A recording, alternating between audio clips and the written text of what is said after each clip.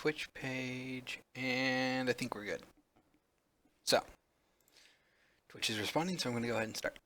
Hello everyone, this is Chris Ingerson, and it is June 10th, and this is the June 10th TextQuest Devstream. So, today, we are going to be continuing our work on custom content creation. Specifically, we're going to be doing, well, a couple of things. First thing I would like to do is fix the lag caused by loading textures from disk that occurs pretty much, it seems like, every time you load the game, and that is not ideal. So we'll figure out why that's the case. And once we get done with that, we'll move into one of two possible areas. We'll either fix the the aspect ratio problem that we were having with textures for backgrounds, or we might move into audio to see if we can get audio loading to work. So for now, we're going to do the first subject, or the first thing today, which is figuring out what's causing that hiccup whenever we try to load stuff. So if we skip all of this to get to our, let's see, author mode, let's go to create, Zork. All right, so I'm trying to move right now, and I can't. Okay, now I can. So there's a good, like, 1, maybe 2-second hiccup, which I'm assuming is because, 1, I'm loading 4K textures, which are massive, but 2, I think it loads it multiple times. If we come up here, so we have load backgrounds, which gets called whenever you load the backgrounds, and these are all of the paths that are getting loaded. So I'm actually kind of curious why it gets called twice.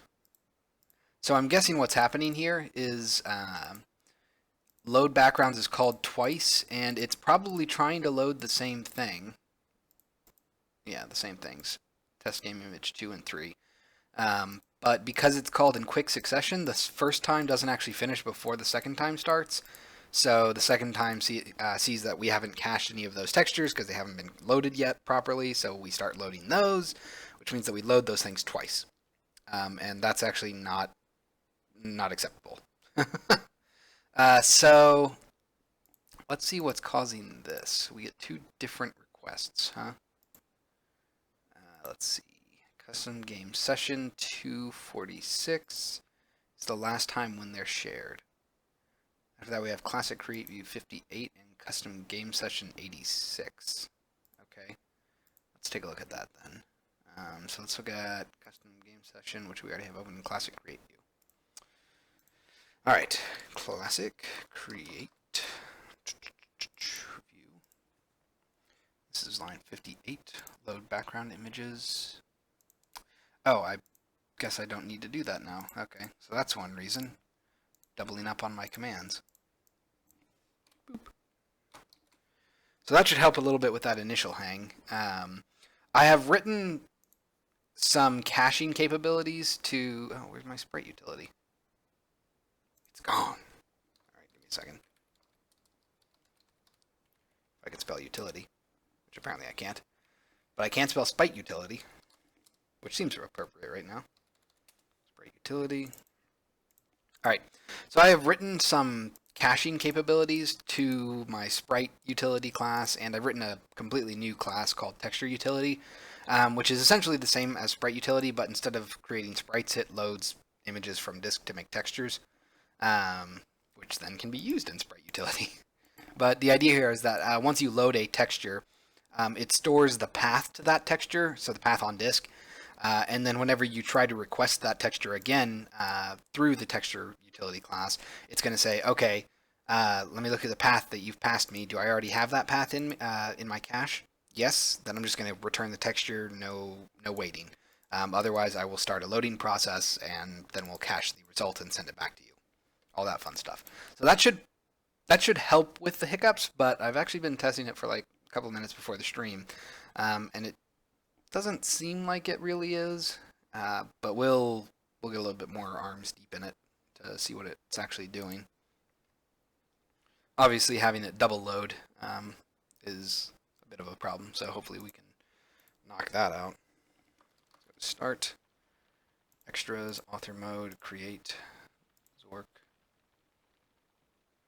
Okay, so we still have a pretty noticeable hiccup. I wonder if I could try to offload that into like a different thread, because I'm guessing that it's hanging up the main Unity thread. I don't know. Either way, let's pause it and see if we get multiple load backgrounds. We do not, which is good. Let's see. Interesting. Okay. So we have all of these backgrounds being done. Let's go ahead and click on map. That hiccup. Why is there a hiccup there? Load backgrounds again, test image 2. It exists, so we return it. That's good.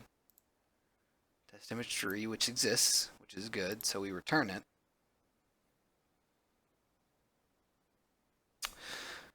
I wonder, let me see here. Adding background for 10. Oh, no, that's already doing that. Okay. Let's go to not definition, find all references. I believe we want this. And we're going to want to go to create sprite here, go to definition. So it's not saying that the sprite exists, which is a little annoying. All right. Give me a second here. Oh. Well, that would do it now, wouldn't it? So it's not the images, I think, that are choking us. I think it's actually the sprites, because look what I didn't do. I didn't actually ever add the sprites that were created to the cache sprites. Oh dear. That of course. In any case, let's go to cached. Oh, I guess we'll have to say this. If cache sprite cached sprites dot add texture, not cache sprite, it would be, oh geez, okay, well, this is fun. Give me a second. Sprite, I can't spell sprite apparently. Final sprite is equal to this. We will add final sprite to our cache, and then we will return final sprite. And then we'll rename that to be new sprite because that makes more sense. New sprite. All right.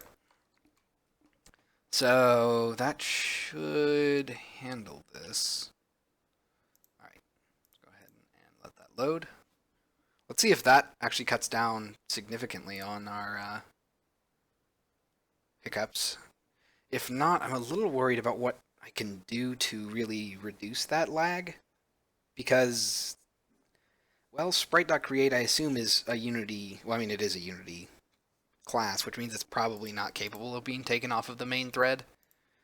So I wonder if there's some sort of asynchronous thing I can do. Maybe. Who knows? Start, extras, author mode, create, Zork. Okay, we got a little bit of a hiccup there. We're adding backgrounds. All that stuff's fine. Let's go to the map. There we go. That's like instant. Okay. And if we play, no hiccup, which is good, but we did have an odd, the background didn't show up. Which is somewhat understandable, I guess, because it probably, it's either solid black or it actually doesn't have a background. So I'm curious to know which it is. Let's go to view container, custom game input, background. It's probably not got a background. Oh no, it does. Okay, that's interesting. So the filter image is just not properly set alpha-wise. Okay. Well, that's good. That actually means that we've made some progress. Last time we were doing this, because we weren't caching these sprites, they would need to be loaded off of disk as textures, as new textures, then created into sprites, and then returned. and that meant by the time this was all done loading, the first sprite for the first room just wasn't ready to go, and therefore it wouldn't actually populate. But here it looks like it populated. It just didn't accurately update, I'm guessing. So let's go ahead and stop playing.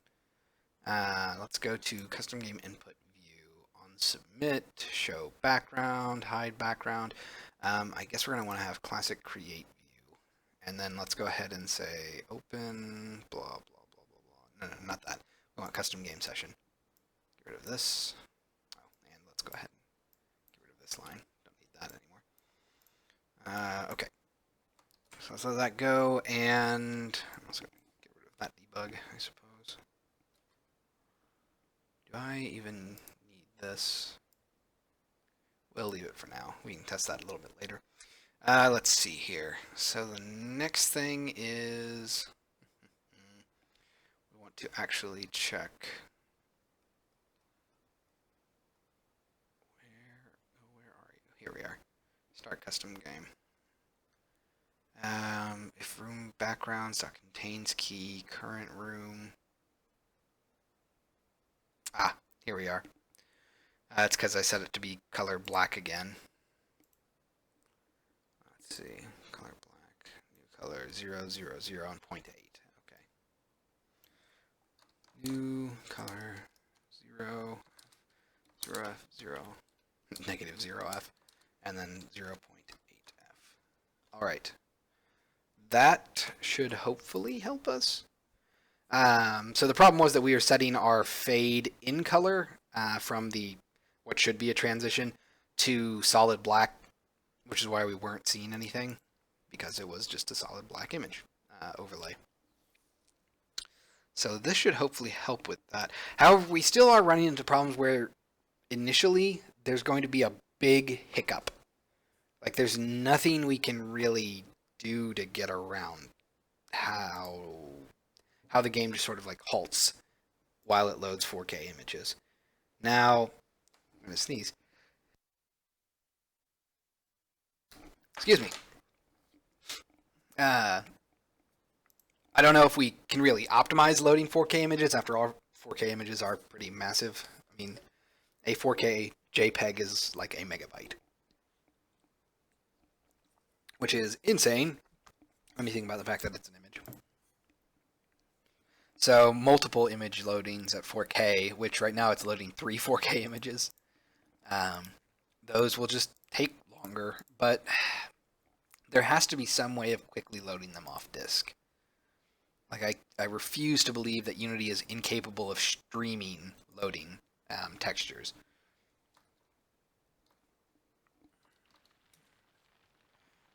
Extras, author mode, create, Zorg. Actually, right now I'm pretty sure it should be doing a coroutine for it, but maybe it's, I don't know, it's weird. So let's check our console. We're loading our backgrounds, blah, blah, blah. Let's go to map. No hangups here. Let's hit play.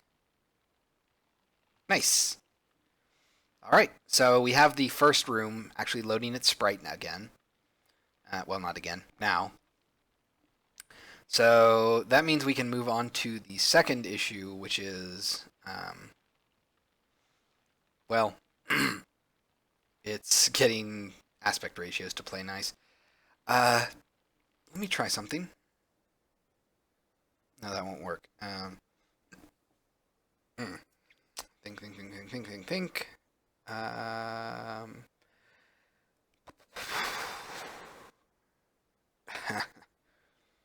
I get that to work? No, probably not. So let's take a look at what this looks like at 16 by 10. Now, at 16 by 10, I think 16 by 9 images will be fine, although actually it'll squish them, won't they? Or won't it?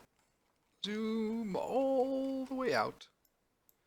Yeah, so it's going to be a little squished. Versus if we did a 16 by 10 to a 16 by 9, it would actually be a little squished vertically as opposed to squished horizontally. Like, I guess this one would be stretched then, not squished. So if I switch this back to, let's go ahead and unpause. So let's switch between these. So that's 16 by 9, 16 by 10. So 16 by 10 is a little squished vertically, or I guess horizontally, versus 16 by 9, which this image was taken at a 16 by 9 aspect ratio. And that means that the reverse would be true for 16 by 10 to 16 by 9. It would stretch or horizontally as opposed to vertically. It's largely a question of what do I do. Do I want to just keep things as they are, a little squished? Or should I try to scale them up? But in that case, you would actually get cut off on all sides for the sake of a non-squished image, which might be preferable. It's very hard to tell. And then, of course, we always have the problem of what if we did something like this. Custom game input, root, background image. We're going to say simple and preserve aspect. Wait, hold on. Oh, wait, really? Does that mean that it wasn't doing that before?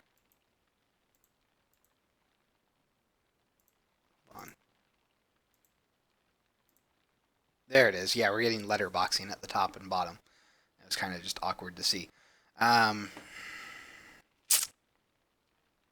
Ironically, actually, I feel like if we moved our image just up a little bit, then we could have 16 by 9 take up the full size of our screen, and 16 by 10 images would just take up this part.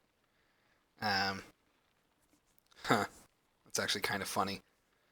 To test that theory, actually, let's go ahead and try this out.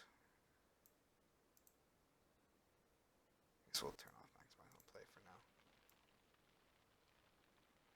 That's almost correct.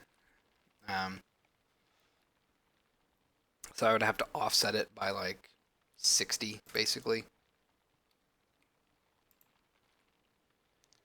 And then that would give me a 10 by 10 image, slightly shifted up, but otherwise accurate and unscaled. I wonder if that's preferable. It means that we'll trim off the tops of the image, like just the very top. But that's kind of more preferable than, say, cutting off parts of all sides to get it to fit.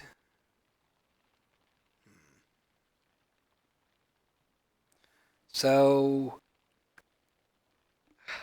it just kind of sucks that it changes how presentation is done for 16 by 10 and 16 by 9. Because it means that 16 by 10 has a pure black input bar, whereas 16 by 9 does not. It has, an expected. Oh, right. I guess I need to do that. It has a background to it. I honestly don't know which would be preferred. I also am curious to know what would happen if someone, say, imported a tiny image. So I guess we could test that. Let's go ahead and quit. Alright. Nice thing about loading this stuff from disk is that I don't technically need to stop playing to actually do any of this. So let's go ahead and say, let's go to TextQuest, build, TextQuest. We're going to go to custom. Alright. And organize my folders a little bit. And let's do a couple of things. Hit new here. Let's go to game development. I wonder if I can do this. I guess streaming would probably be fine. Let's see. I have a sprite sheet and a GIF. Do I really not have a like PNG or something? Whatever. This will work. So let's take a look at that. So let's go to starting room, change background image. Oh my goodness, that's terrible.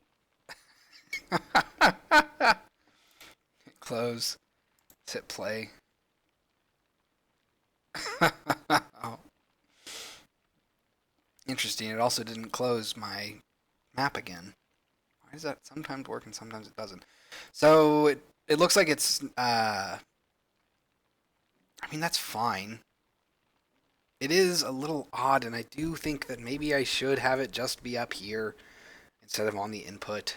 Um, Mostly to avoid situations like this, where you can see that part of the hint text is hidden because there's gray and in the background image. So by having the input down here be solid black, then that mitigates that problem at least somewhat. Um, but then it also causes a bunch of positioning problems that I'm a little worried about. So unless I can come up with a good way to consistently keep all all images unstretched but above this, I'm not entirely sure what the best way to do or to handle that is. Let me think. So if I do preserve aspect ratio, I bet I could get away with some tricky math. So let's try some stuff.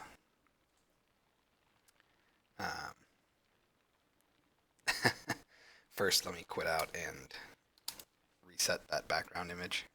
Oh, jeez. Change background image. We want it to be test game image 2. Close. All right. Let's go ahead and quit. Still got no hiccups there, which is good. All right. So come up here and let's take a look at custom game. No. Custom game input view. Show background. Update background sprite. All right. Now, with update background sprite, we're going to have to figure out what the resolution is, or rather not the resolution, the aspect ratio of the sprite is. And then we'll have to figure out how to move from there.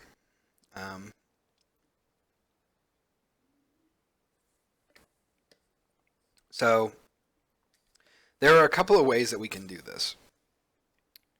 The current way that I'm sort of immediately thinking of is we basically examine our sprite texture, which we can get the width and height from. Then we determine which is greater, the width or the height. And if the height is greater, then we will attempt to, I guess, clamp the image to the height so that this is very difficult to do without visual aids. Do I have custom input? Good, I do. Let's turn this on. So basically, if the image is taller than it is wide, then its height will be the thing that determines how it scales. So we'll clamp the height to be up at the top here and the bottom to be down here at the line. And then its width will expand or shrink as needed. This means that we're going to have to fill in like black bars basically on the sides, which I think is fine for the most part. I guess actually I can get around that just by making this solid black like that. That should fix that issue, I think. And if it's wider than it is tall, we'll do the opposite. We will try to basically link the edges here to be the max size of the image so it fills those up. And then it'll expand up, basically up and out. So this is going to be an interesting test. Let's go ahead and turn this off, or turn it on, I guess. We're going to change our pivot down here to be 0. And from the top, 1 and 1. From the top, it's actually going to be 0. Guess what I almost forgot to do? Turn off my pro grids. And our bottom is going to be 100, I think. Yeah, probably closer to like 105. But we'll do 100. All right. So that's going to be our image from now on. And if we want it to scale properly, we're going to have to figure out how to math out basically what its size needs to be. Excuse me. So, joy. Let's change this to simple. After all, these can't actually be sprite or sliced. Doesn't make sense. Preserve aspect is no longer going to be actually checked because we're manually going to be doing that. But instead of having it shrink, it's going to expand. Or shrink, I guess, as needed. So let's go ahead and turn off our background, turn off our root, and hit apply. All right. Next, we're going to do this. Update background, sprite, coroutine, go to definition, background active self, show background, background color is equal to color black, start coroutine, update filter color coroutine, that's going to fade it out to black. And then here's where we're going to sort of be weird. So we're going to need to say if sprite is null. I guess we don't actually care about that.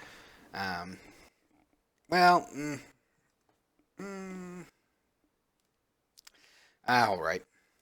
No, I guess we actually do need that because I can't very well get sprite information from a sprite that's null. So let's come up here and we're going to say sprite.texture. Actually, can I do width here or height? Nope. Size? Nope. Okay, so I have to do the texture dot width. I'll have to do this. Int width is equal to this. Int height is equal to sprite.texture.height. All right. And once we have that, we can get our aspect ratio. Or actually, even before we do that, we can figure out which one is larger. So we're going to say if height is less than width, we're going to do something else.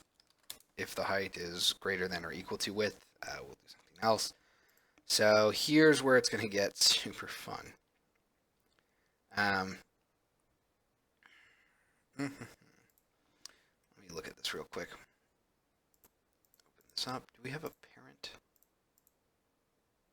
I have a background that I can't enable because of the lag. Unity, you can compile. I believe in you. All right, let's change this around. Actually, I shouldn't have done it this way. Let's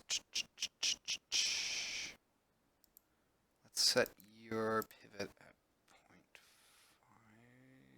0.5. No, the pivot here is correct, but the offset is wrong. The offset should be here. There we go. So since it's on the parent, that means that we only need to worry about size on the background image. I don't need to worry about the bottom being weird. And that should handle everything, I think, because our filter image is now going to be correctly proportioned as well. Do we have overhang here? Or is that just my imagination? It's like very small if it is. You can see two lines here. Weird. Huh. That's not going to drive me insane.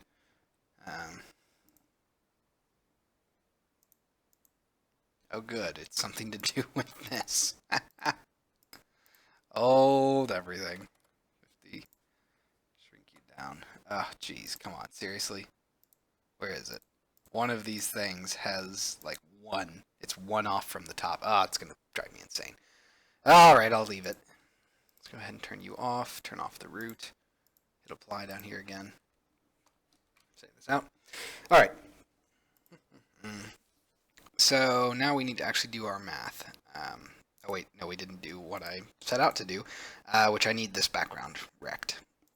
Do I have a reference to it? I have the reference to the background container, so I can get it from that. All right. Let's go ahead and say,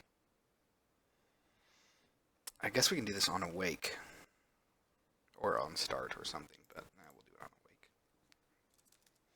Private void awake. I guess I need to do override.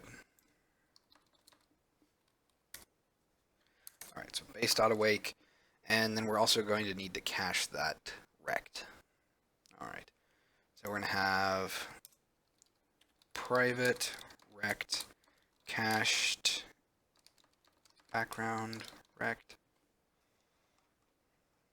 All right, so we're going to say cache background rect is equal to background container dot get component rect transform. Come on. Dot rect. All right, that's going to give us the width and height of it, which is important for our calculations to determine how the images should look, basically. So once we have that, let's see. Let's go ahead and say, I'm also wondering if this is a reference type. I don't think it is, so we'll find out. My main concern is that it changes somehow. Let's go up here to, where's our coroutine that I was doing? Here we are. So once we have this, then we can say if height is less than width, then our width is going to determine what our image should stretch to, versus if height is greater than or equal to width, it should be the height. So let's start with the one where it's greater than or equal to width. And we're going to say, let's see, float ratio is equal to width divided by height. Is that what we want? Width divided by height would be point. Yes, that's what we want. And up here it's going to be a different ratio entirely. It's going to be height divided by width. All right. And then we're going to say, do I have a cached reference? I probably should add one. So a background image, and that's it. All right. Let's go ahead and do that. So private rect transform cached background. Wow, that just, that's annoying. Transform. Then we're going to come up here. We're going to say private rect transform cached background transform. Get return cached background. Nope. Transform. Or I can do it. Question mark. I'm just going to copy that. It'll be a lot easier. Paste. Or it's equal to background image dot rect transform. All right. All that fun stuff. Now that we have that, we can say cached background rect or background transform dot size delta is equal to let's see, new vector 2. Okay. Cached background rect dot height times ratio, then just the actual cached background rect dot height. All right, I think that's pretty much good. And then the other is going to be the reverse. It's going to be width instead of height. So let's go ahead and test that out. So it's going to be width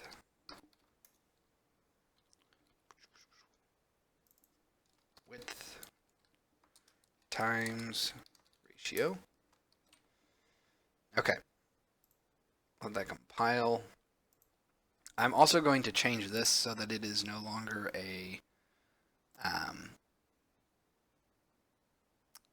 stretched image, because if I try to set size delta on a stretched image, it's going to go from the borders in instead of from the pivot out. So it's going to be this, I think. All right. And let's give that a shot. Let's hit apply. Hit save. Let's turn off the UI. I wonder if that's one of the reasons why it was so weird before. Give it a shot. Click through. Start. Extras. Author mode. Create. Zork. Still got that hiccup. Okay.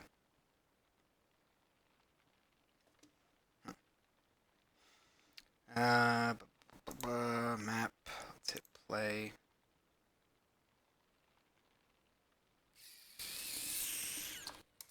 That's not good. I got null references.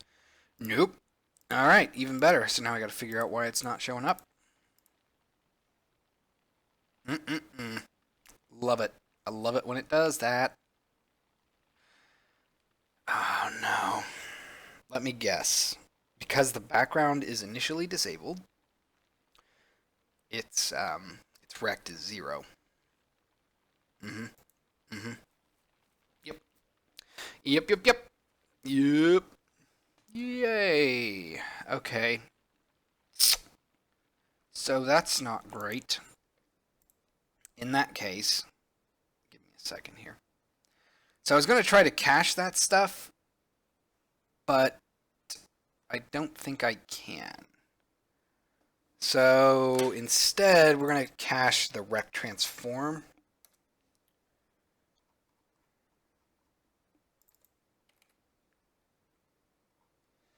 And then we'll have to say .rect here. This should ensure that it's correct. But it will, I believe, generate some more garbage. But for now, I guess I'm more interested in getting it to function than getting it to be super performant. So, you know, gotta do what you can. Let's go ahead and hit play. Once we finish compiling, I suppose. Alright, let this go. Start. Extras, author mode, create, Zork. Got our 2 seconds of hang time. Go to the map. Hit play. Wait for it. It's at 0 again. Interesting. No, its width was correct, but its height wasn't. That's really interesting.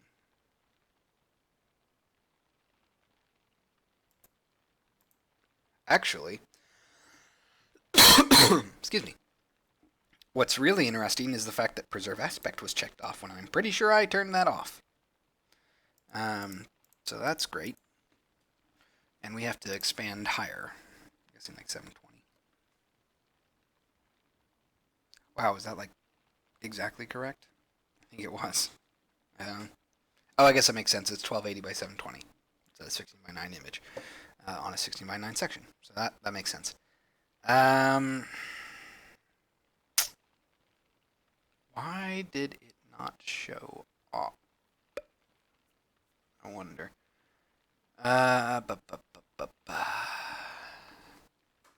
Okay. Well, let's debug that information. Excuse me.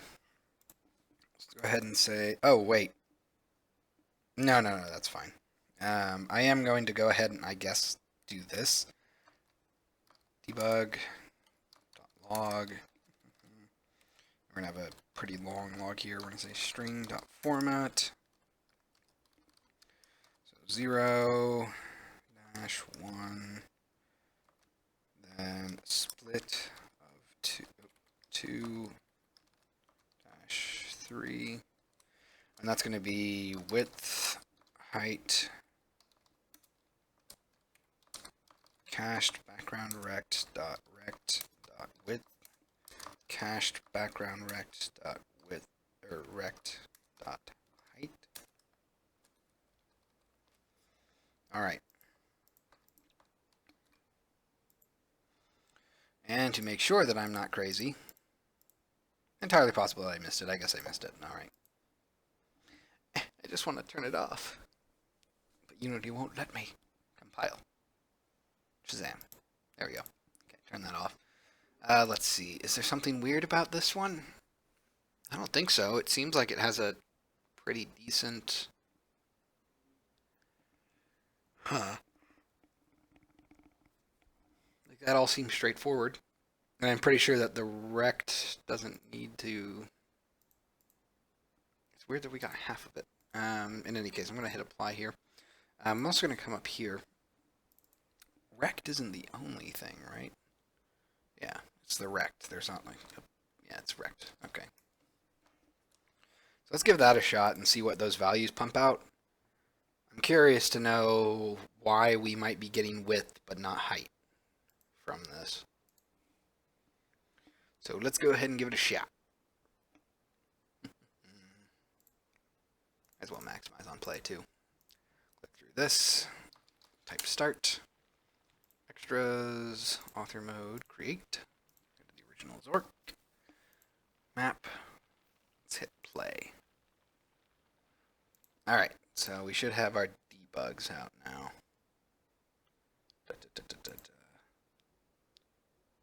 See, that's correct. Is our ratio just really screwy? Might be. Might be. Interesting. So this should be 620. And to get a sense of what that would look like, let's go ahead and turn off Maximize on Play. Go to UI, View, background image here. So 620 was that. Interesting. Oh, you know what? I wonder if I need to actually multiply my height by that ratio instead of the width. I guess that would make more sense. Maybe. In either case. Oh, I know what it is. Duh. I'm silly. I'm dividing ints by ints. I need to cast them to floats. Otherwise, I'm going to get 0 because their value will round to the nearest value instead of actually being determined as floats. Alright, set those as floats, and let's see if that fixes it. I always forget about that weird oddity. The problem is that when you divide an int by another int, and that value is less than 1, it's going to round to either 0 or 1, depending on which one it's closest to. And if it's closer to 0, then you'll just keep getting 0, which explains why we are getting width, or we are getting one correct dimension, but not the other, because the ratio just said it was 0. So this should hopefully at least give us something a little bit more accurate. Do I want to move this up here and get the ratio? I might as well. Let's put this here. And we're going to have one more split with 4. And then we'll have comma ratio. So now we can actually see what that ratio is. Alright. And I'm going to take a drink.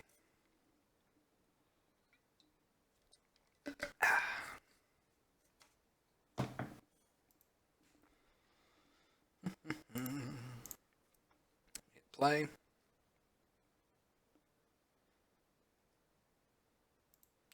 Skip through the loading. Hit start. Extras, author mode, create, Zork. Wait 2 seconds for the images to load. Play. There it is. Ha! I was right. And ha! It's pretty much correct. Yep. So it's correct within like a sub-pixel. Hooray! Alright, so let's go ahead and quit. Yes. Let's go to room 2. We're going to change the background image to this. Oh God, it's so stretched. Hit close. Let's go ahead and try playing again. Let's go north. Looks good. Let's go north again. And alright, got it working. So it can now handle different aspect ratios without stretching and without creating a black bar effect. And the only downside is that because we're not stretching and because we're not creating black bars, part of the image will be cut off, potentially. Obviously, if it's if its total sort of area is less than the actual area that we start with, I think it's fine, which is why going north here to our square image is actually fine. If its height is greater than its width for a pretty decent chunk, you're not going to get any cutoff. But it's also going to most likely only be able to be square, so this is like the most accurate we can get. I wonder if there's a way to... Nope, there's not a way to fix that. If we do it the other way, it's going to give us black bars on the side. So, anytime the image is wider than it is tall, we will get a little cut off, which is unfortunate, but we're going to have to live with it. Ooh.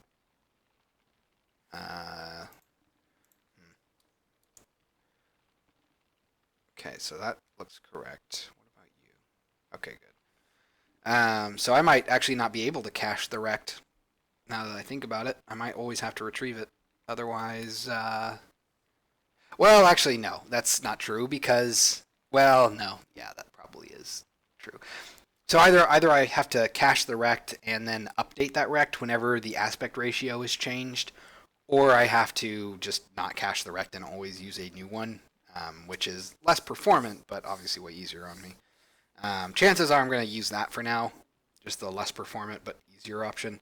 And then later on, we'll probably go back through and do like a optimization pass to see if I can get around that. But this should actually be fine for now, and it lets us properly showcase those images. So let's go ahead and hit north again. And we're back.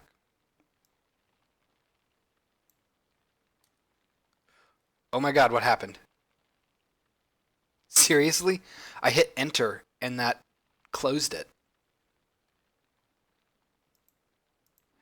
Oh no. Really? Is there an update function to the base class that's doing that?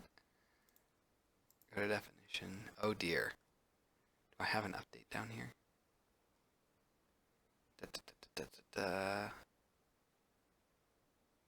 Oh.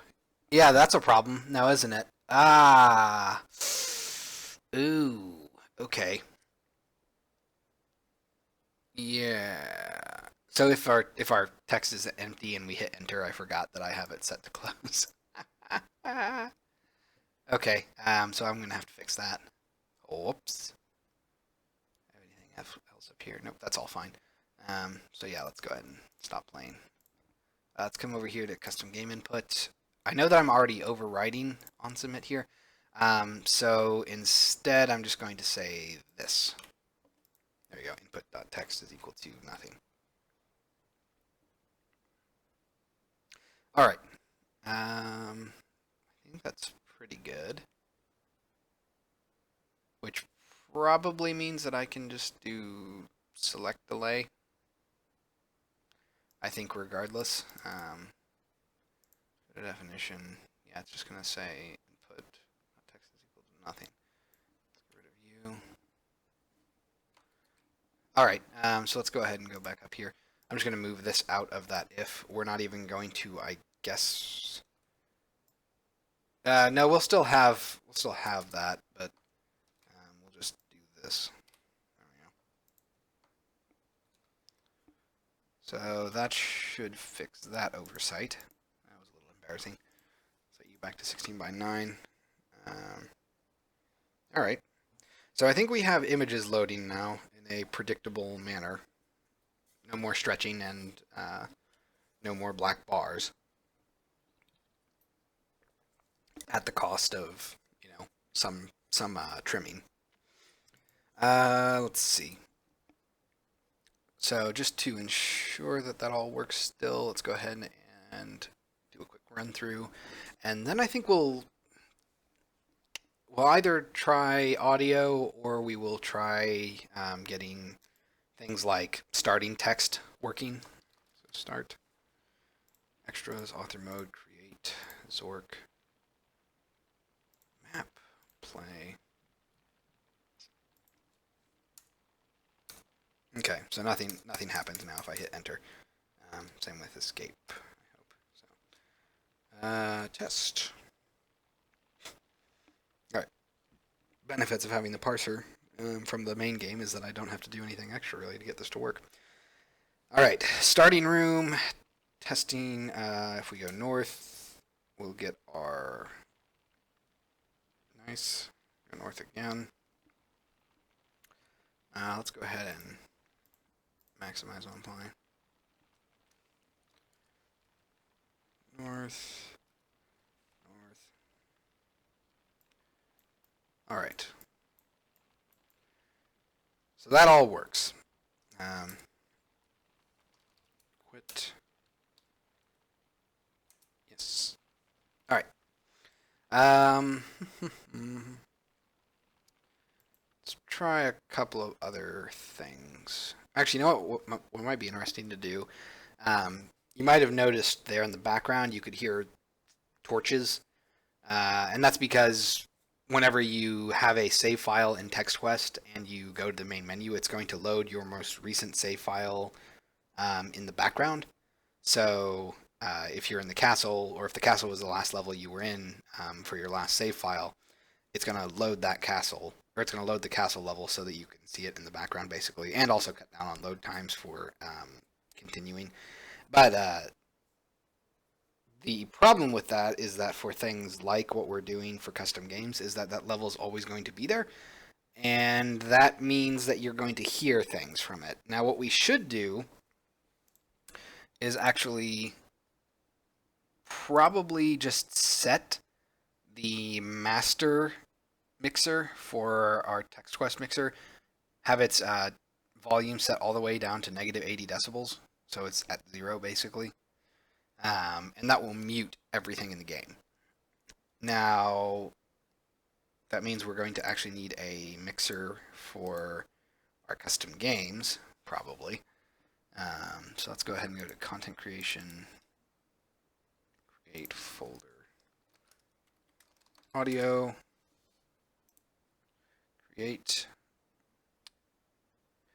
audio mixer. We're going to call this one custom game mixer. All right, so it's going to have, I guess, the same things.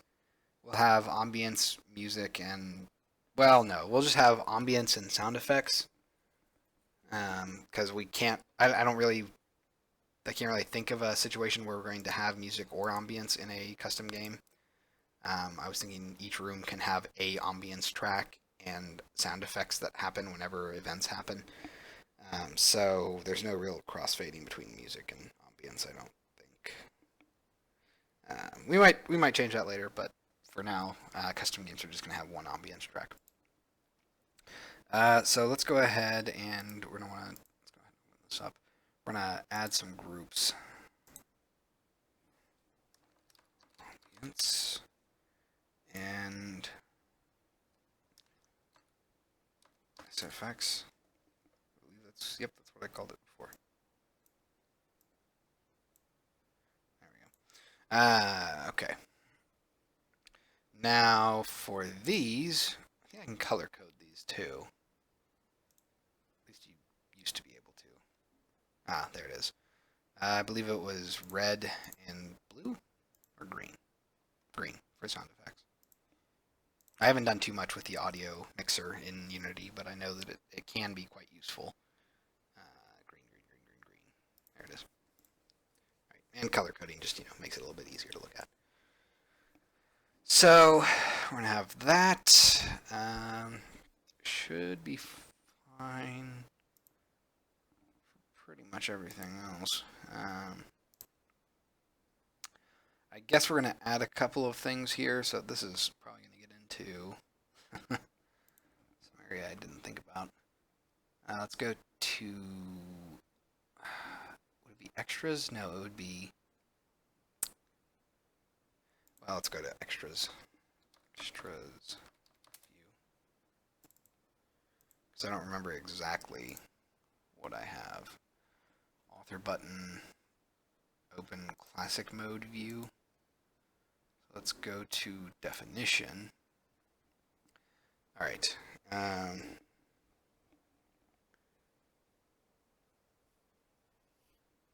So I was just fading the audio listener's volume, but we actually don't want that. Also, curiously, it stops at 0F. That's interesting. In any case, let's go ahead and say up here,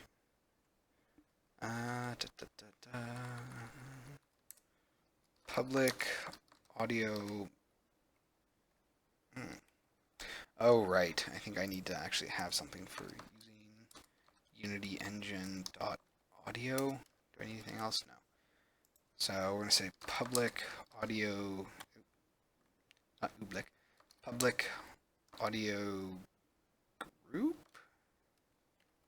Mixer, audio mixer group, I guess.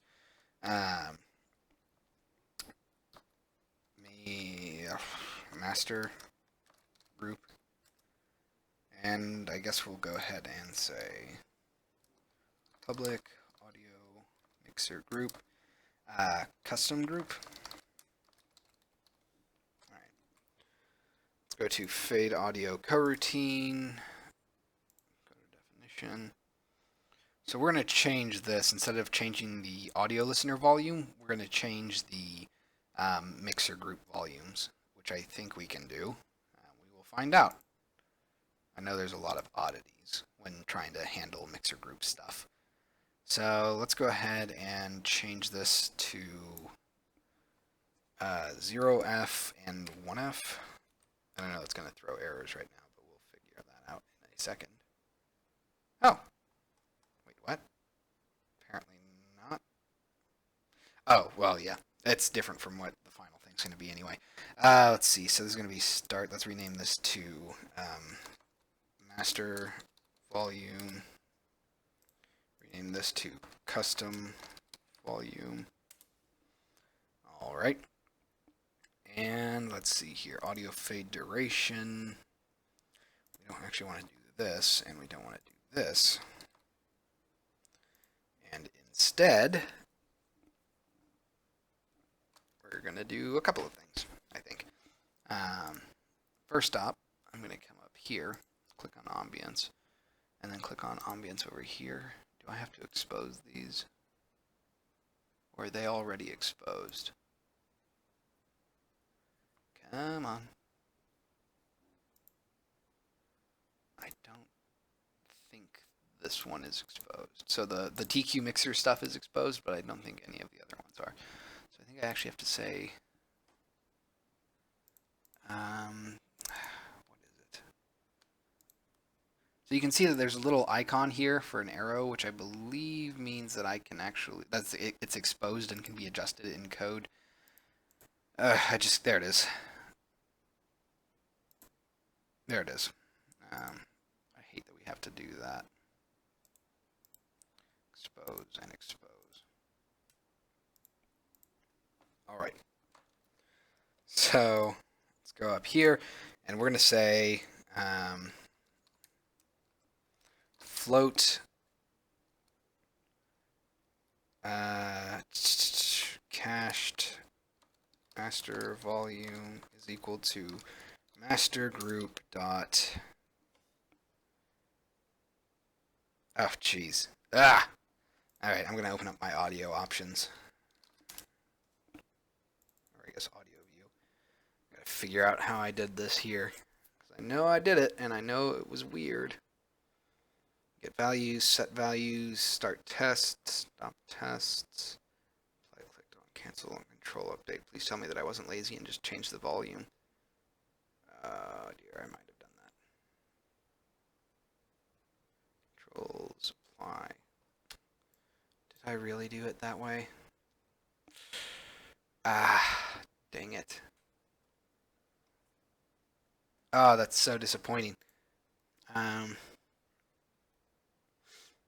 I think I did. Yep, I did. Oh, geez. Wonderful. So we're going to be figuring this out on the fly. Great. Great. That's wonderful. Dot. Oh, do I have to set the float here?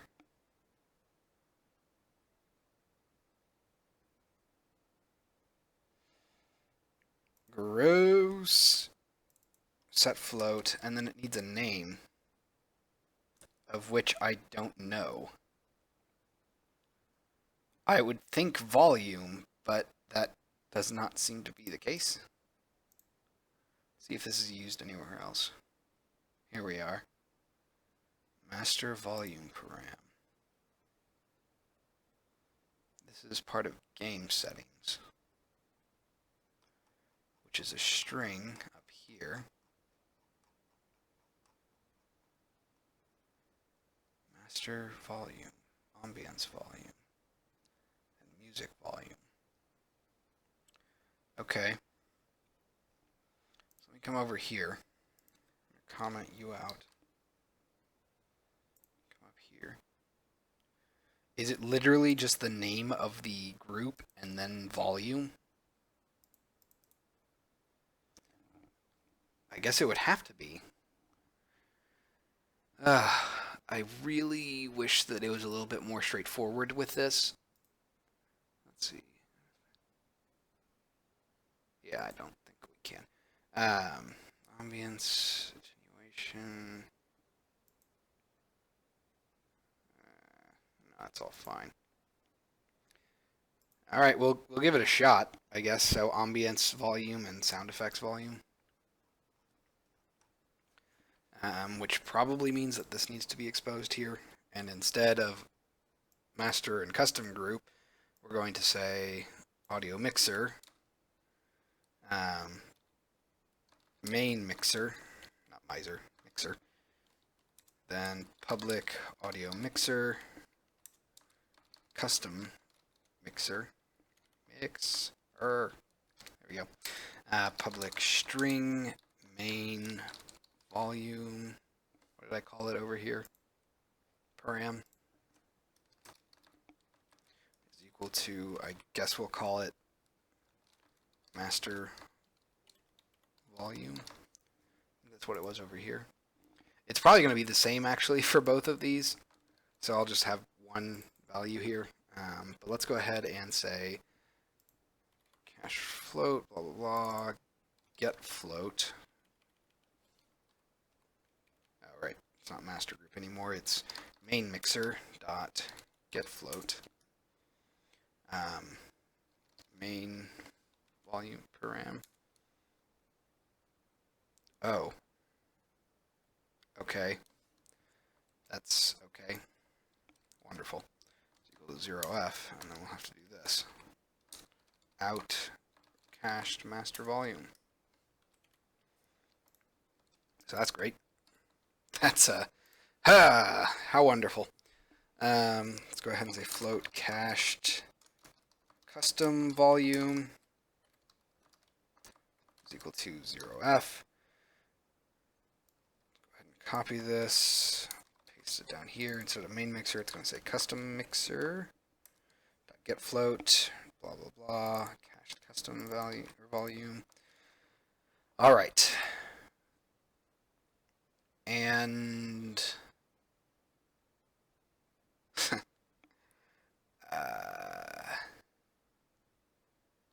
let's just see what those values are by default. So this is the mixer for our custom game, which I'm going to set to -80. That way we'll know exactly what each one is, and we're going to debug those values. I'm going to say debug.log cached master volume plus blah blah blah plus cached custom volume. Alright, so we'll let that compile, and we should be able to know what our target volumes are now. It might just be something simple like 0 and -80, which I really hope. Or if we're really lucky, it actually could just be 0 to 100, I suppose. So that actually might, no, it's probably 0 and then -80 for silence. But we'll see. Either way, let's go ahead and go to custom game. What is that? That is classic mode view, right?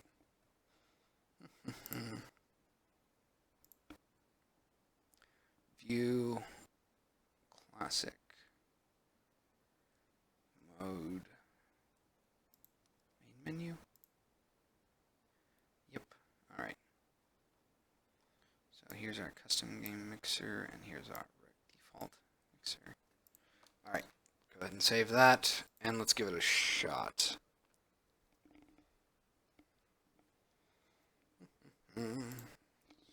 Start. Extras. 1 and 0? Alright, so... Huh. Okay, I mean, that's fine. I'm not heartbroken over that. Okay, so 1 and 0. Then that means that we're going to do this. We're going to say main mixer dot set float main volume param mathf dot lerp between cached master volume and master volume based on T. Alright, duplicate that, paste this down here. It's going to be custom volume, target, cached custom volume, target. I'm going to copy these entirely, paste them down here, and instead of mathf.lerp, it's just going to be whatever the end result should be.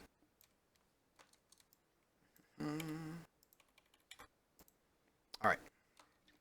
It's as simple as that. So let's go ahead and let that go. Oh, and I guess we should fix our custom game mixer.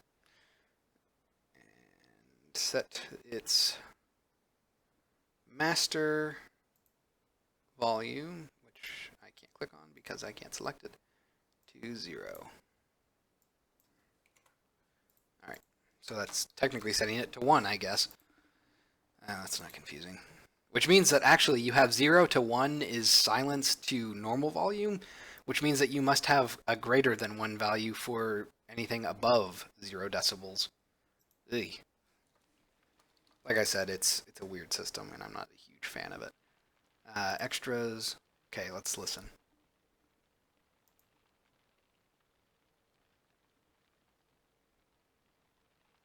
Okay, so now, just because it didn't work doesn't mean that it didn't work. What it means is, so TQ Mixer has had its master volume set to 0. To 1? To 1? Okay, give me a second here. Maybe I was passing in incorrect values. Fade audio, coroutine, find all references, start coroutine, fade audio. Yeah, custom volume should be set to 1. Master volume should be set to 0. Go to definition. Cache master, main volume. Oh, wait, no, that's still correct. Cache custom value. Custom volume, custom mixer, cache custom volume. Main mixer. Oh, that's why. There we go. That could be the reason. All right.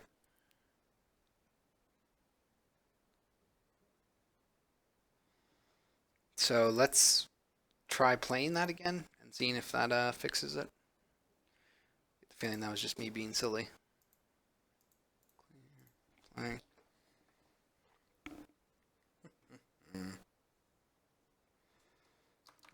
Start. Extras, author mode. Expose name does not exist. Master volume. That's great. How wonderful. Didn't happen a single time. Actually, hold on. Is that all for the custom game mixer? Ah, no. Okay, so something about the custom game mixer is different then. Great. I gotta figure out how to set those names. So, I guess real quick. Did this work? No. Well, no. It did not. Interesting. None of this worked.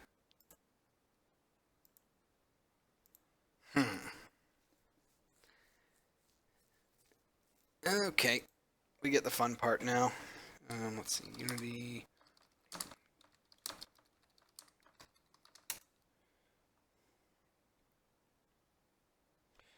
Oi.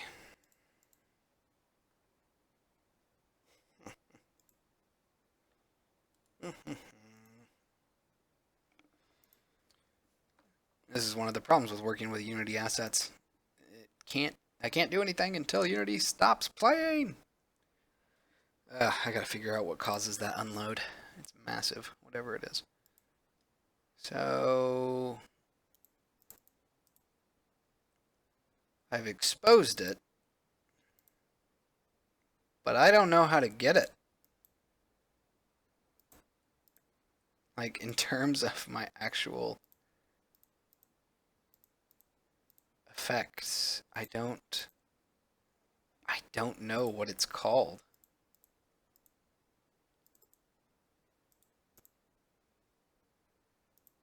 Is it attenuation? No, right? Like that doesn't make sense. So if I come up here, our mixer.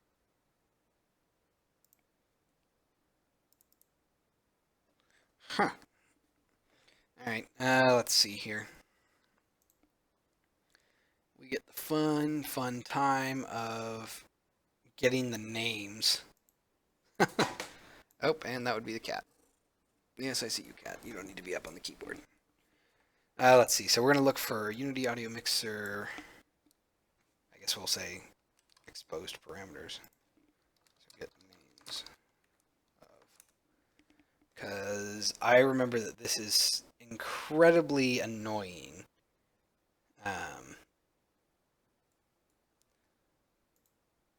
Just because of how awkward it is.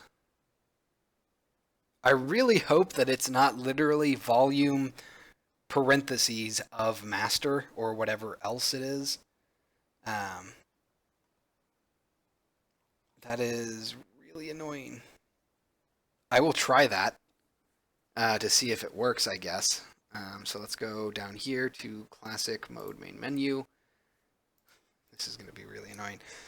So instead of master volume, is it volume of master?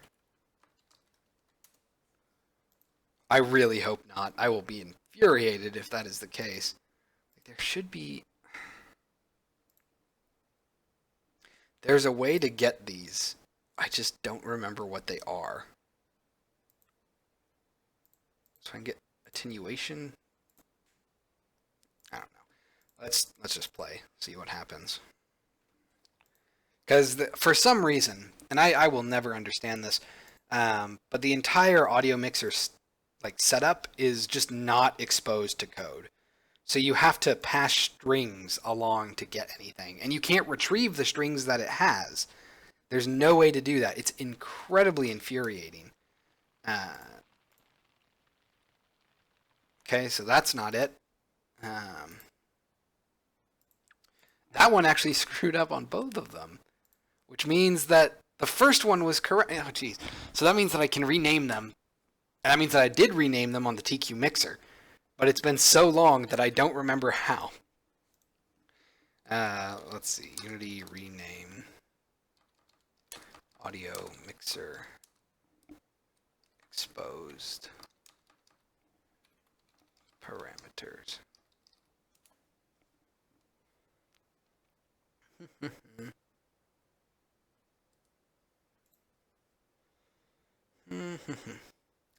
They appear in the exposed parameters list with their default name. Okay. Hold on. Let's take a look at this. Audio mixer. And just where exactly is the exposed parameters list? Ah, here it is. Ah, jeez. Okay. So ambience volume, master volume. All right, let's come down here.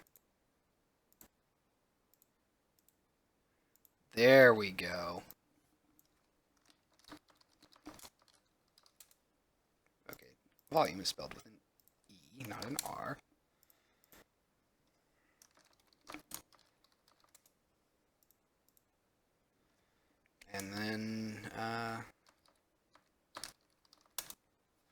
All right. Can I drag them? No, of course not. So this should hopefully work now. Although to make sure that it does, I am going to go ahead and open up the castle level real quick. Scenes, intro, castle. Mostly because I would actually like to check if... I'm like really far away from it. If the torches are actually using their sound groups. I thought they were, but I could be wrong. Good, they are. Whew. All right. Last things. Okay. So let's give this a shot. Back to splash fade.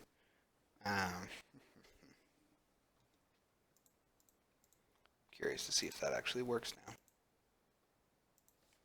Never know. Find out.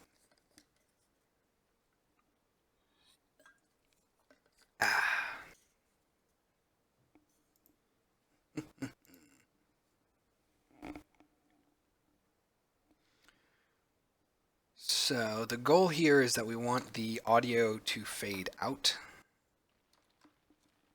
So those torches that you can hear right now should fade out whenever we open up the author. Oh. Of course I forgot to change that. Go figure. Go figure. Let's see here. We do have a question, or we do have a problem here of what to do when we hit back. I probably need to actually, yeah, do this. So we're going to do start coroutine, was it audio fade? Nope. What did I call it? Fade audio coroutine. Fade audio coroutine, 1F and 0F. All right. And that little line of code there is just so that when we hit back in the classic mode view and we go back to the extras view, we're gonna have the regular sound effects and regular ambience and whatnot all restored to their appropriate settings. Otherwise, we would have a muted game after playing a custom game, and that would be no fun. No fun for anyone. All right, click through this. Hit start. I cannot believe I did it again. Oh my gosh. I completely forgot. This like arbitrary 30 seconds of waiting after hitting stop kills me. It just completely roadblocks you when you're trying to do stuff. I don't know what causes this either, but it drives me crazy. God, it has to have something to do with unloading assets.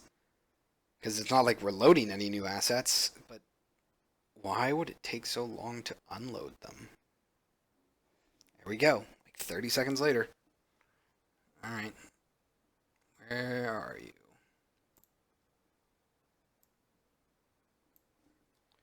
Okay. Master volume. Hit save. Now we can do it. Jeez.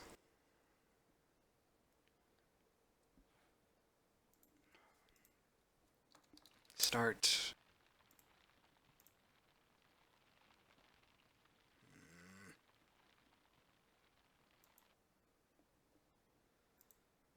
I'm not crazy about this. Why is it still saying that they're 1 and 0? Oh. Let me guess. Wait, no. Yeah, it's still saying 1 and 0, which makes no sense. I did reset the volume on the cached one, right? Let's hope so. All right. So main volume param, custom volume, master volume. I guess let's go ahead and just debug this then. Ew, gross. We'll just do it down here. And I guess we'll do this. So we can at least confirm what its final state is. That's really weird. I don't know why it's still 1 and 0. Let's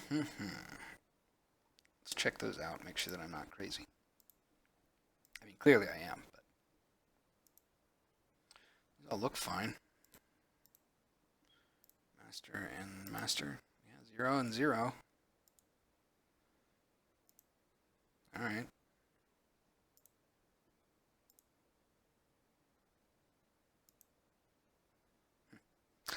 Okay. That's a little disconcerting. Not entirely sure why this master is being read as 0 decibels. The other one isn't. Alright, well, let's try it again. See what those debug values come out as. Could be useful. And I'm going to take a drink while we wait.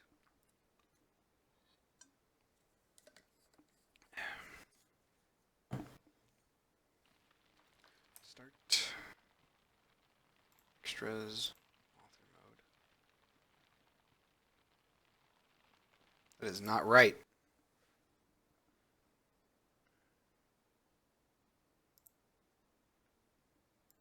Dang it. So I was right. It is. That's so weird. So the normalized value is. So the value that's returned is 0 to 1 for some reason, but the value being set actually is the float value you want to set. Go figure.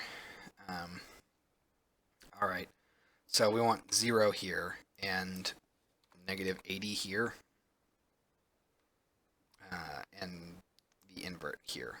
We want negative 80 and 0.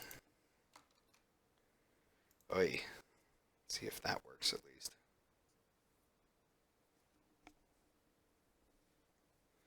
Of course, we have our prerequisite like 10-minute wait time before we can actually go back to Unity. Like we're some sort of exiled judge forced to wander the wasteland. There we go. Of course, I guess that's technically permanent, not like an arbitrary 15 years or something. You're just expected to die. Man, I haven't watched Judge Dredd in forever. The Stallone one, not the Carl Urban one. Carl Urban, is that right? Whatever. Definitely two different movies. Start. Extras. Author mode. Wow, that was like super fast.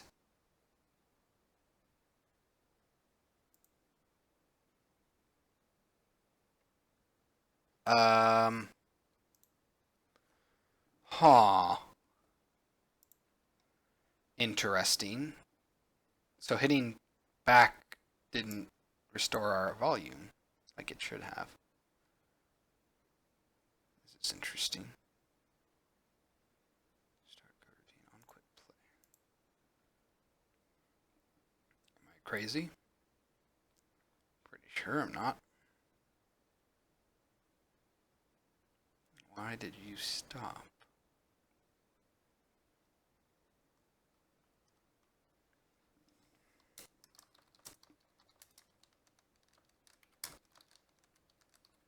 Okay. Oh yes, it's still playing.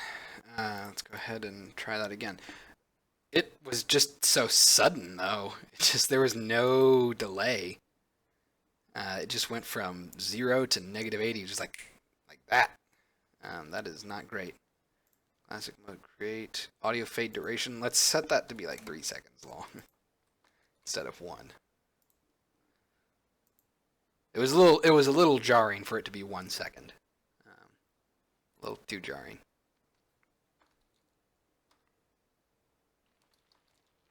Start. Extras. Let's go to. Okay. And now.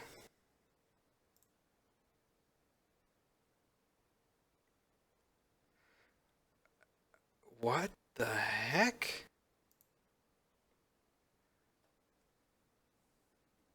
It didn't even debug that. Oh no, there it was.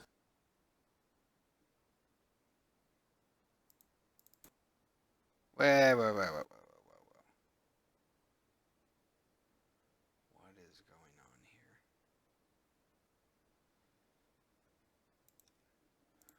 stop playing. And then I'm going to, I guess, do this actually. So we're going to do just a string dot format.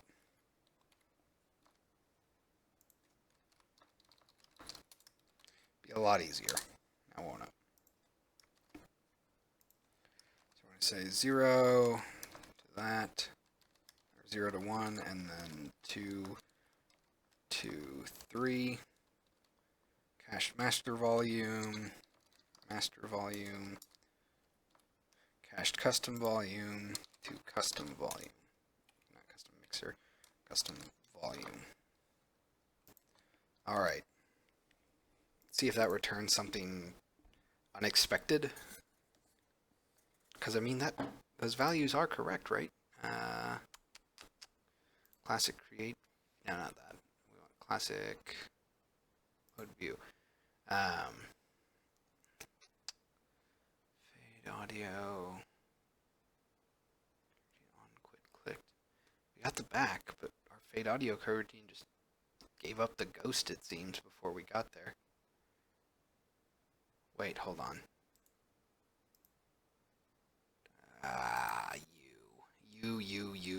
You.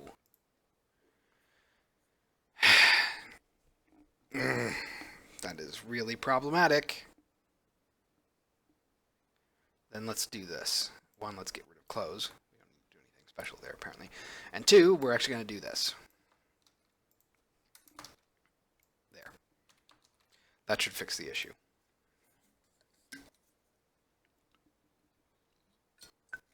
So the problem is that whenever a menu closes, I have it call stop coroutines, or stop all coroutines. Largely because, well, you don't really need coroutines to be running on a menu that's closed, for the most part.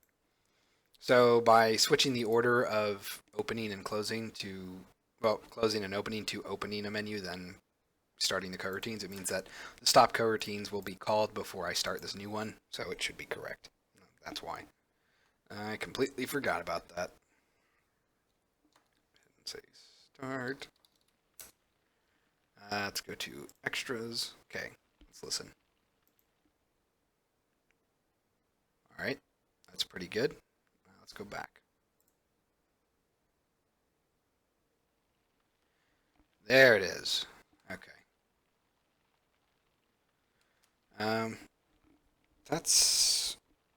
Yeah, that seems pretty good. Let's go ahead and say, so we have some extra wrangling to do here. It's not quite done, because currently, if we do this,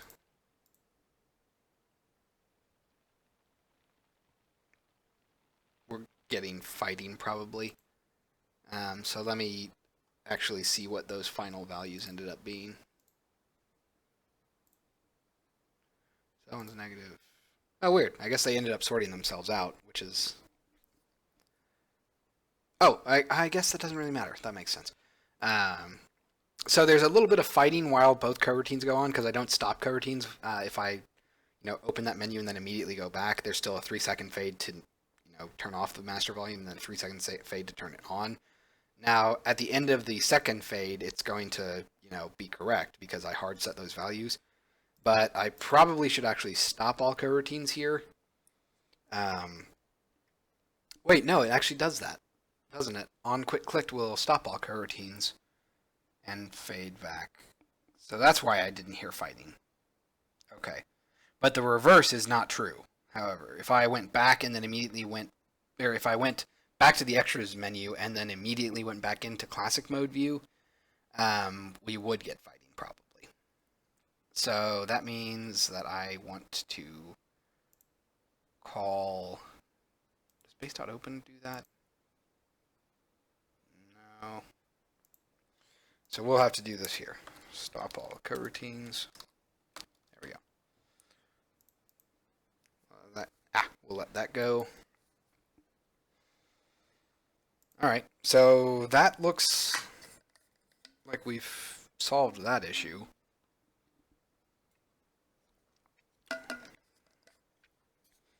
Man, Man, we're just kind of breezing through a lot of stuff today. A lot of miscellaneous stuff, admittedly, but, you know, good stuff to know. So the next thing that I would like to do, and I'm just going to quickly play test this to make sure that it works, is we can either test audio, like importing audio clips for things like ambience, or we can get the starting text and all those extra options set up. Let's go to extras, fade out. Okay, let's quit.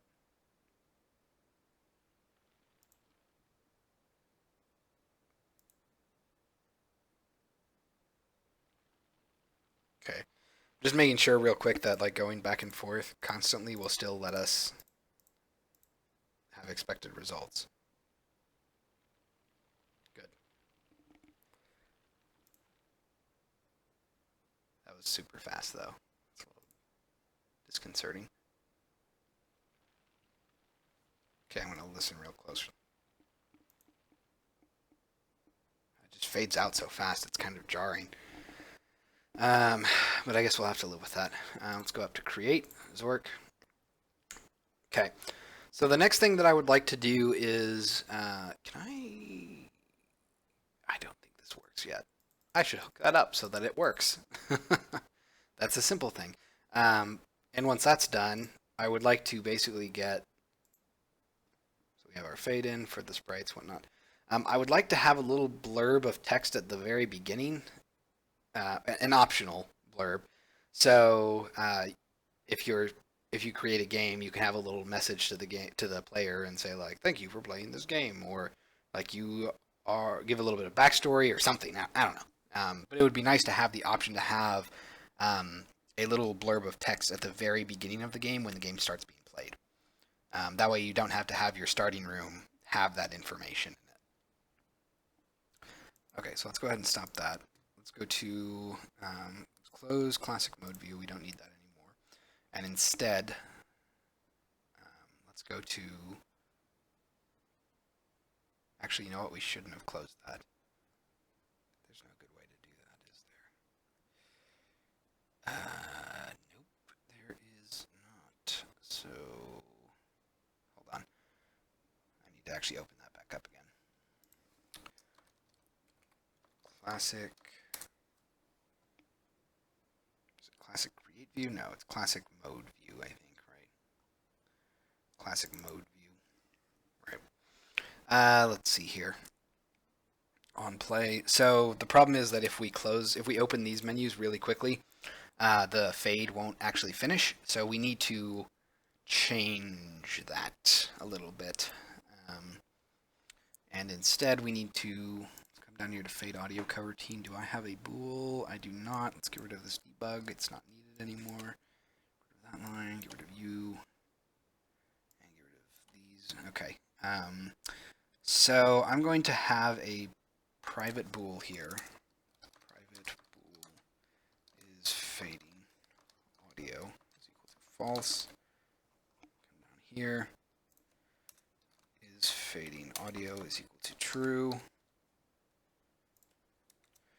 Is fading audio is equal to true. Or, I'm sorry, false. False. All right, and we're going to say if on play clicked, if is fading audio is equal to false. And then we're just going to have to do this basically. Set float. And it's going to be 0f and no, I'm sorry, not 0f, negative 80f, isn't it? Negative 80f, and then 0f here. And then we're going to have to copy this, paste it on create. All right, so that should fix that little potential oversight. Let that compile. Let's go ahead and go back to classic create view. Now we should have a button for the play button. Find all references. On play clicked. Go to definition. All right, so for now it's not actually going to do anything, and we can get around that by saying let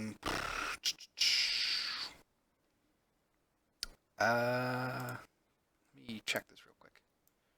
this over here, get rid of audio view, get rid of extras view, get rid of text quest view. And we should have a play button here. Find all references. It's pretty much going to be this exact code. And let's go back to class create view, paste this in.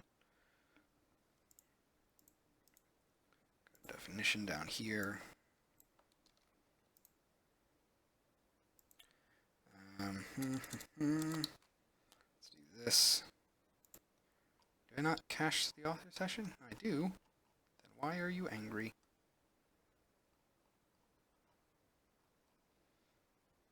Because I don't have one, I guess.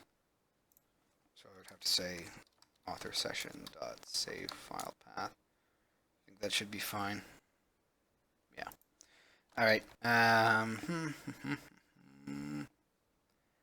Good there. Good there. Okay. So I think this will work. Go ahead and do that. So now the play button should actually be functional from the root screen. We don't have to keep going into the map screen now to actually test everything. Although it's important that both be available. It's very important that the first one be available at all times. Although actually, I guess I'm going to have a safety message for what happens when you try to play a game with no rooms. Because that would be terrible. Start, extras, author mode, create, Zork. This game. Alright, nice. And if we hit quit. Yep. Sweet! Go to the map, go back, keep going to the map and back, hit test again. How wonderful. Alright,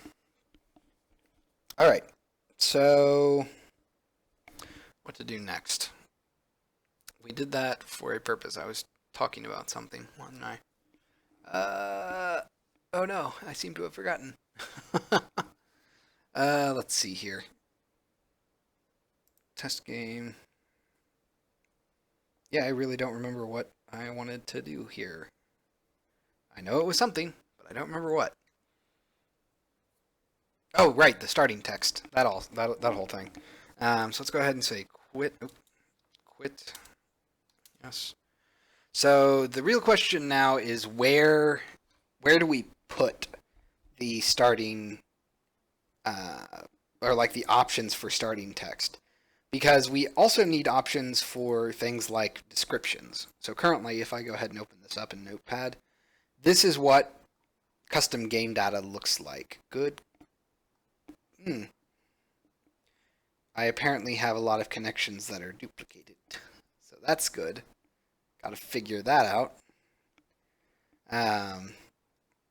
That's not annoying at all. All right. Let's go back up here.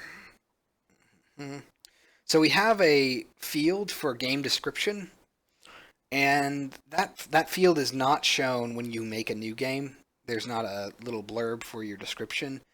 Instead, I mean, it could be, but I don't know. I don't really have a lot of room in that menu to do stuff. Let's go ahead and say, so we need a field for description. We need a field for like starting text, I guess, which would just be shown when the game is started or when a new game is started. And that's also probably going to be shown here. Heck, it could potentially even be the description. Would I want that to be the case? No, probably not. They should probably be two different things. Let's see, what else can we do while we're in this area? Description, starting text. I mean, potential victory text, but actually we would need to get, I think, victory rooms working before we do that. And those are kind of, well, they're not going to be done today. Those are definitely next week problem, I think. Let's see here. Let's go back to Unity.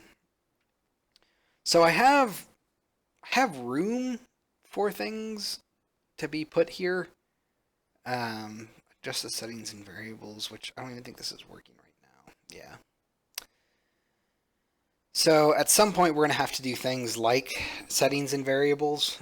Variables are just flags that you can tell your game to listen for things like interactions or states of things, yada yada. But we got to figure out what we want to actually expose there and allow it to happen. So the question is, where do we want to put things like description for your game and the starting text for your game? I would prefer not having to drill down into the map to do this, although we definitely need to be able to do this in the map. Again, I don't think options does anything. But we have problems with... Oh, did we not fix this? I thought we did. Oh, I guess no, actually we probably want that. Hit close. Oh, right, no, the problem was before that it wasn't, or that it was showing up. This stuff should block raycast, which is good. Exit connection, direction connection. Oh, that's not a thing anymore. Probably need to update this stuff. In any case, so I'm not entirely sure where to put this. Because, I mean, it would be one more button up here, but it's already really crowded up here. I could put it in options. I don't really know what options is going to look like right now anyway. I don't know if it's going to be a whole other menu, unlikely, admittedly, or if it's going to be a pop-up. Think of it sort of like a larger version of this, basically, but filling up the entire screen, probably. Similar to this, I guess, the room prefab, which I just noticed is offset. Why are you offset like that? Hold on. Custom room.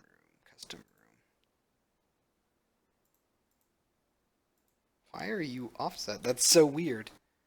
Hold on. Huh. I don't know. That's really weird. I don't know why it was so wide. Or why it wasn't as wide as it could be. I don't remember if I even had a reason for that. I don't think I did. That must have just been a weird thing that I wasn't paying attention to for a long time. Huh. That doesn't seem right. I don't know how I didn't notice that. Like, I feel like it should be more like this. That, to me, makes more sense. Huh. Alright, well, in any case, I guess actually it would be closer to 125 by 125. Like that.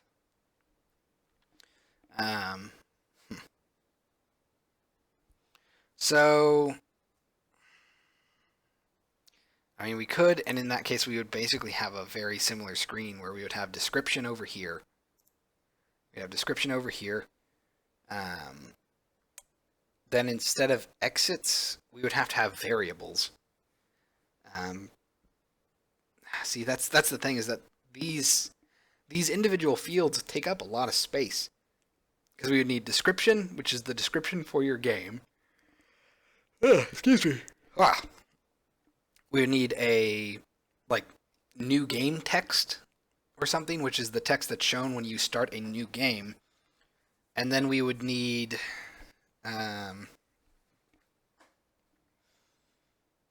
we would also need to be able to specify new variables, which is a huge problem in and of itself. That's probably a whole other menu, honestly.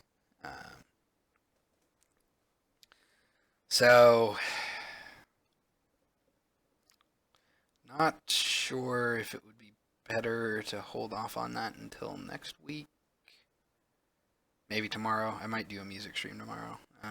But it's probably longer than we have for today. I actually need to get ready to head out.